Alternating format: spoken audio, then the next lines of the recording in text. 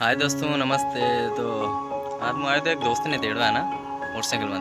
तो मैं तेड़वा आयो तो एमरान में थोड़ी देर હતી। मैं જોયું સોયડો હતો, નલકો હતો લાગલ, બાબરનો સોયડો હતો, અમને ટાલી બી ઊભી હતી, ખજ્યું બી હતી। તો સોયડો ટાઢો લાજો, અહીં નલકાનું પાણી બી ટાઢું હતું તમામ।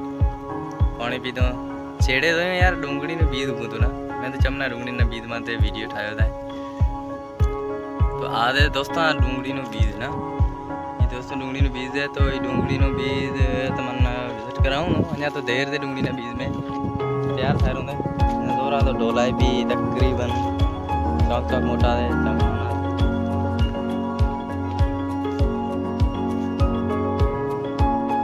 अच्छा तो दोस्तों यार धोना ऊपर मन धोना ज़्यादा पसंद आया।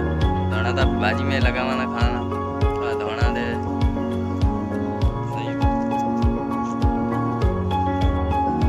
गर्मिया में ये फायदो दे यार। जो वणा हेठे नलको लागल हो आवा वण घाटा हो